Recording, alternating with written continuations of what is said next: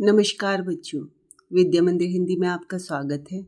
बच्चों, मैंने अपनी पिछली वीडियो में आपको द्वंद्व समास तथा द्विगु समास के बारे में बताया था। अब मैं आपको परीक्षा के लिए अत्यंत महत्वपूर्ण बहुव्रीहि समास के बारे में बता रही हूँ। बहुव्रीहि समास परिभाषा देखिए। जिस समास में ना तो पूर्व पद प्रधान होता है ना ही उत्तर पद, वरन समस्त पद किसी अन्य पद का विशेषण होता है, उसे बहुव्रीहि समास कहते हैं। समास विग्रह करते समय प्रधान अर्थ वाले अन्य पद की ओर जिस, जो, जैसे सर्वनाम से संकेत कर दिया जाता है। देखिए, उदाहरण द्वारा समझिए। उदाहरण है, समस्त पद है यहाँ पर वीणा पाणी, और समास विग्रह है वीणा है हाथ में जिसके सरस्वती। देखिए, वीणा पाणी, तो यहाँ पर जो पूर्व पद है वह है वीणा और उत्तर पद है पाणी। तो यहाँ पर वीणा जो है, अब आपने परिभाषा में देखा, जिस समास में ना तो पूर्व पद प्रधान होता है, तो यहाँ पर ना तो वीणा प्रधान है, ना ही उत्तर पद प्रधान होता है, ना ही यहाँ पर पाणी प्रधान है, ना पूर्व पद प्रधान है और ना ही उत्तर पद प्रधान है, वरन समस्त पद किसी अन्य पद का विशेषण होता है। तो ये जो समस्त पद है वीणा पाणी, वह किसी अन्य पद का विशेषण है। वह अन्य पद कौन सा है? सरस्वती। तो यह सरस्वती की विशेषता बता रहा है। वीणा पाणी, वीणा है हाथ में जिसके, अर्थात माँ सरस्वती, तो उसे बहुव्रीहि समास कहते हैं।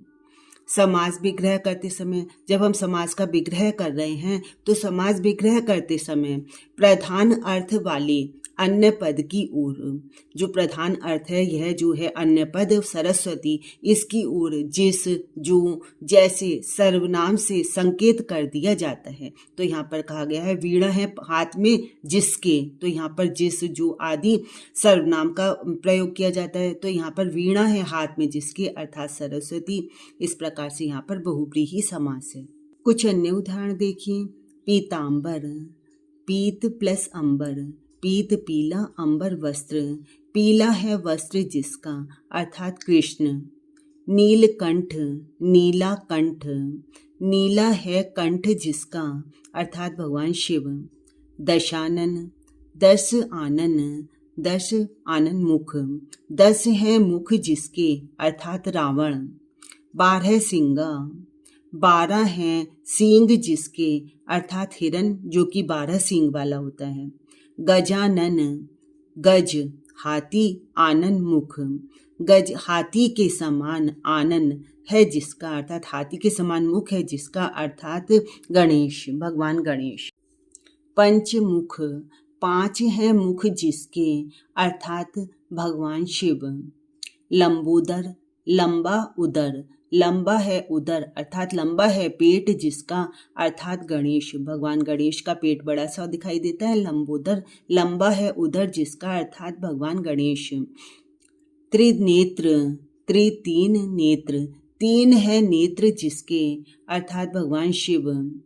चक्रपाणी, चक्र और पाणी माने हाथ, चक्रपाणी, चक्र है पाणी में जिसके, अर्थात चक्र है हाथ में जिसके, भगवान विष्णु।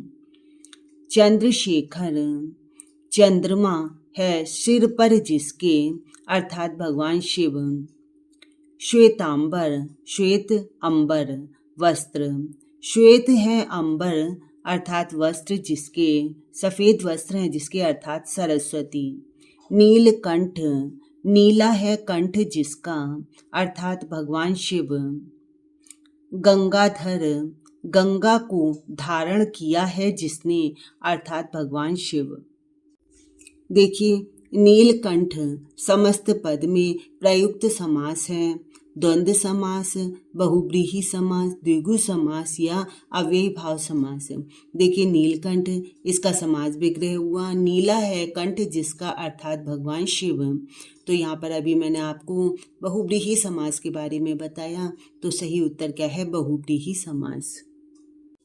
बच्चों, मुझे उम्मीद है आपको समास अच्छी प्रकार से समझ में आ रहे होंगे। द्वंद्व समास, द्विगु समास और बहुव्रीहि समास अच्छी प्रकार समझ आया होगा। इसके बाद मैं आपको कर्मधारय समास के बारे में भी बताऊंगी। परीक्षा में भले ही यह केवल एक नंबर का प्रश्न है, परंतु एक एक नंबर की भी बहुत ही ज़्यादा महत्ता होती है। इसलिए आप हर चीज़ को अच्छी प्रकार से समझिए, याद कीजिए और मेरी वीडियोस को देखते रहिए, लाइक और शेयर करते रहिए। अगर चैनल सब्सक्राइब नहीं किया तो चैनल को भी सब्सक्राइब कीजिए। धन्यवाद।